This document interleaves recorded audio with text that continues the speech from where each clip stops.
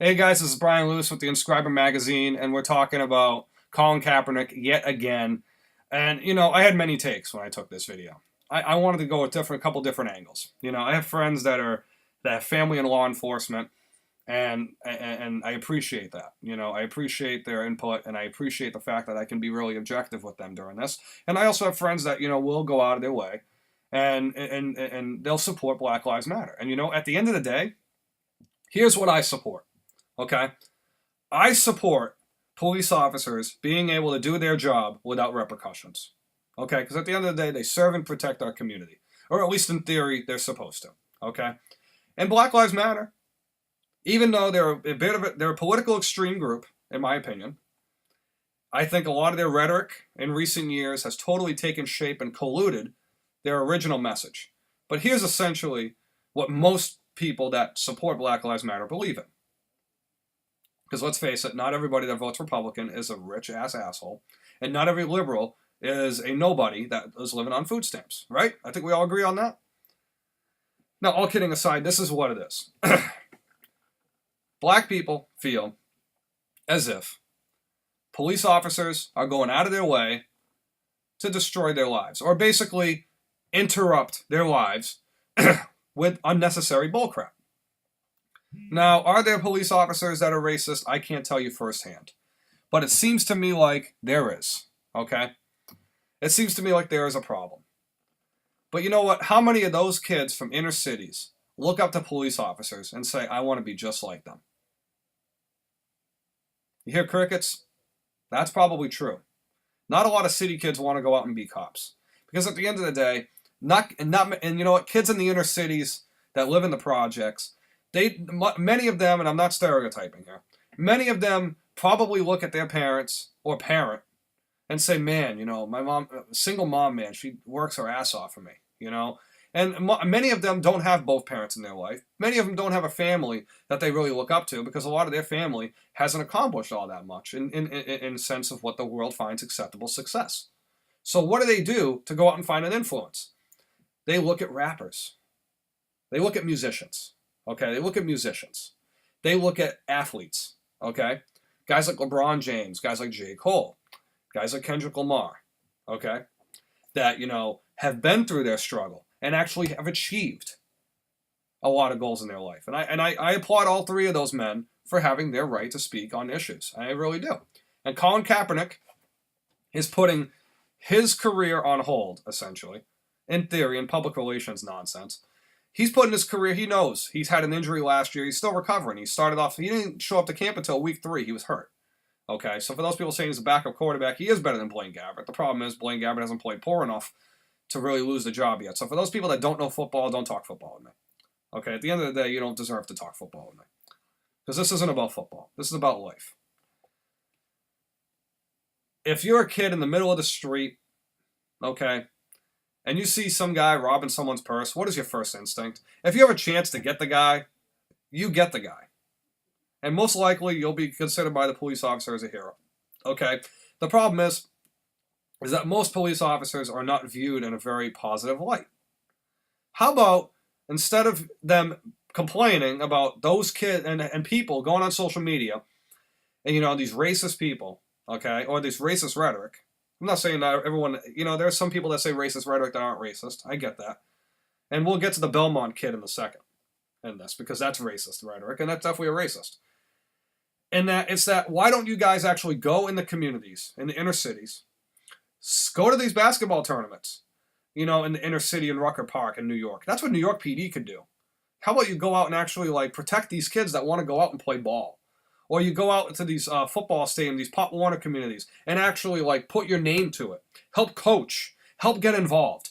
If you don't want to fix the community, that's your prerogative. That's fine. But don't complain, social media justice warriors, because that's all you guys are, social media pundits. You're no better than the people you criticize.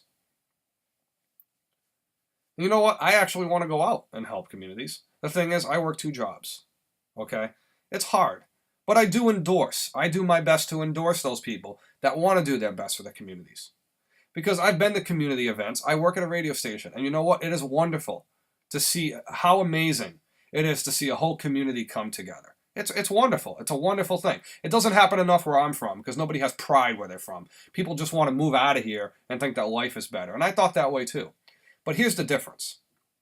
Okay? There are people in this world that do want to make the world a better place. I really do believe that. And then there are people that want to go out and keep their own laissez-faire philosophy and do what they want to do. And they don't want to be bothered. And that's okay too. But for those people that don't want to do anything about it, don't freaking criticize anyone that's trying to make the community better. Do I understand that, yes, is it wrong that a police officer in Massachusetts and a police officer from Dallas were shot down by, crazy folks, people that supported BLM or whatever? It doesn't matter that they supported BLM because it's an isolated incident. You can't just blame a whole group for an incident. It's not like ISIS where they're blowing up the city of New York. But the thing is, how about that ISIS guy that was blowing up New York? He came out alive. Dzhokhar Tsarnaev came out alive. All these terrorists that are greater threats to all of our races, Hispanic, white, Asian, black, whatever. Those people want to destroy us, okay? There is not one, I honestly can't tell you. Yes, is it wrong for people that want to put, lay the pigs down and fry them like bacon? Yeah, I've heard that rhetoric, okay? I get that. That's wrong. No one's going to deny that. I don't need some conservative biased blog to tell me that. And I don't need some 14-year-old black kid who's supporting Donald Trump to tell me to shut the hell up because I want to see police brutality come to an end. Okay? I don't need to hear it from some spoiled freaking brat. Okay? Which is probably exactly what he is. And if he's from the inner city, I apologize. Then I guess you're not probably well liked in your community then. And I understand you're probably making a difference. But you're not making a difference going on social media and telling people to shut the hell up. Because quite theory, if I do it, I'm a racist to you.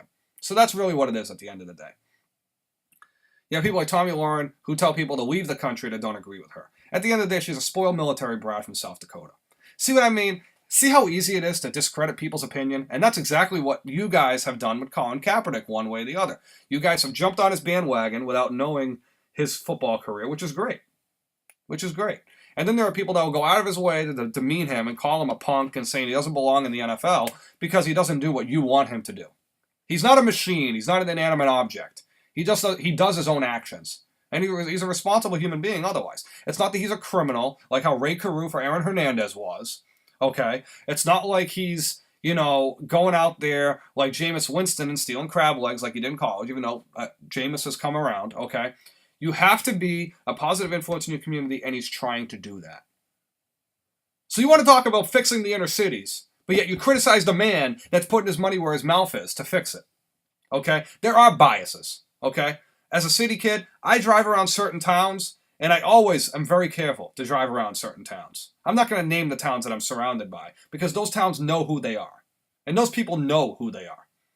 Because at the end of the day, I feel like, because I'm from Taunton, that someone from this so-and-so town in Massachusetts is going to pull me over because they're going to assume that I'm like some citywide drug dealer that's driving a Honda Civic.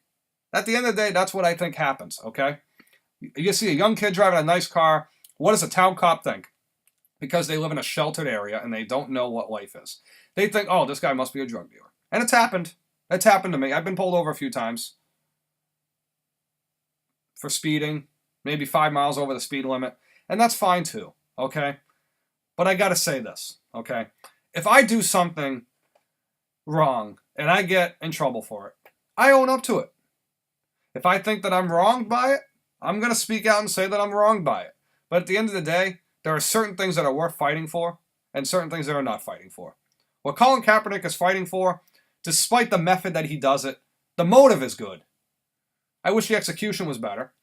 And now we're going to talk about this Belmont situation, okay? This freaking brat is from Virginia. Now, a bunch of white dudes from Virginia, I can make a bunch of stereotypes, and I bet you a bunch of people already have. Oh, white dude from Virginia, white dude from the South. Of course he thinks that way. And what's wrong with putting your fist up? I don't have a problem with it. Because in 1968, 2 track stars put their fists up, and they got chastised by America. Okay? This is the crap that Muhammad Ali was talking about. This is the crap that Jim Brown was talking about. This is the crap that has been talked about for 35 to 40 years, 50 years now, we're talking about. And we're still on the same subject. Are we going to actually grow up, America? Are we going to just admit, oh, let's make America great again? America's been great. But let's make America greater. And let's look at Hillary Clinton, okay? Her foreign policy record is probably going to send us to World War III. And yet nobody cares. That's the sad part, okay? Those are the issues that we should be talking about in this country. How about Wells Fargo, CEO, firing 5,000 employees that make around $12 to $15 an hour, but yet he gets to keep his $10.5 million bonus, okay? That's a problem. Not Colin Kaepernick, an athlete, at that, a backup quarterback. I don't care if he's a backup quarterback. I don't care that he was adopted by a modest, like a moderately wealthy family in Milwaukee. I don't care. Milwaukee's screwed up too. Milwaukee's no walk in the park either, man. Milwaukee's not that far from Chicago, neither. But you guys want to go out and criticize athletes for speaking out because they don't agree with your agenda. Yet, how would you feel if you got criticized for everything you said and you live under a microscope? This is Brian Lewis from The Raw Moment on Inscriber Magazine. Have a great day.